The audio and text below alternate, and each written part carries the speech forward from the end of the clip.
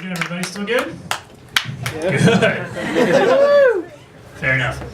I just got back from Chicago, my hometown, and every time I get back to New York, it reminds me how fragile and weak the dads are in New York. Because in the Midwest and other parts of the country, you know, dads are strapping. Sometimes they still work with their hands. The kids used to liken their dad to Superman. You get back to New York and it's just a bunch of Clark Kents.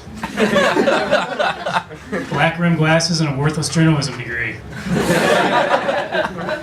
You guys remember that when dads used to be scary? That was a real thing. Scary dad? You had a friend with a scary dad? Like, New York dads are never going to be scary. You're never going to see a New York dad awkwardly ruin a family dinner. I come back from 6 hours of doing graphic design, and you make pasta with gluten in it?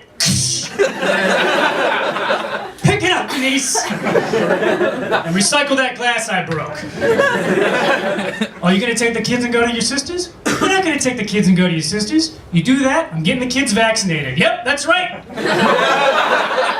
Vaccinations and autism for everyone, Denise. Where's my e-cigarettes? My parents were cool. They are getting old, though. When I was home, every time I'm home, I have to help my mom with the internet or something on the computer. And it's just gotten to the point where it feels like I'm teaching a little kid how to ride a bike. Because I'm just crouched behind the computer chair. I'm like, Mom, guess what? I let go of the keyboard 2 minutes ago. This has been all you. And she's like, I'm doing it! She falls off the internet and skins her knee every time. I feel lucky to have like parents that weren't crazy or scary. A lot of famous people are driven to be successful because they sort of had crazy parents. So Bill Clinton's dad was a reckless drunk. Oprah's mom was completely insane. And I don't know if you know this one, Sigmund Freud's mom, a bunch of penises stacked up in a trench coat.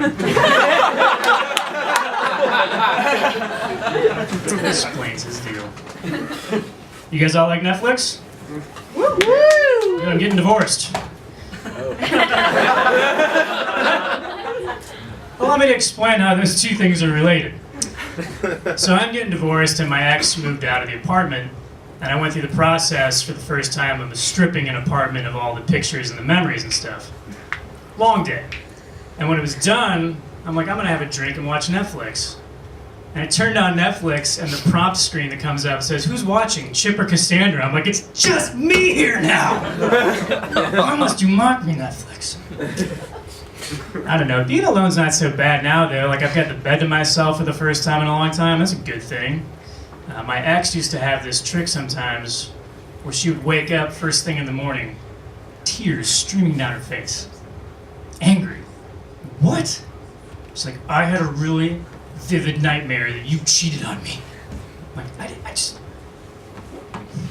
I had a really pleasant dream that I cheated on you. Why do you have to make everything so scary? You get in more trouble. I don't know. It's, you know, when you get divorced, you get a lot of advice from people, and sometimes it's helpful, and then you start getting a lot of unsolicited advice from people. You know, like, just so you know, you can't cry this loudly in Panera, you're gonna have to leave.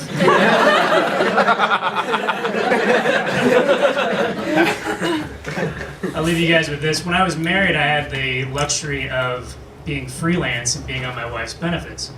That joyride's over. So I'm interviewing for jobs again, and I hate interviewing, hate it. And I had an interview for a job I was really excited about for a TV show at NBC. And I went to 30 Rock, went to the interview, I sat down. 30 seconds into the interview, the woman that was interviewing me said, just so you know, we pretty much found who we want for this job and we're not going to hire you. Yeah, that's a deep hole. And it felt like now when I'm single again, and a girl says, just so you know, we're not going to have sex tonight. And I just wanted my reaction in the interview to be the same, be like, you're not going to hire me. Whoa, whoa, whoa, slow down. Who said anything about getting hired?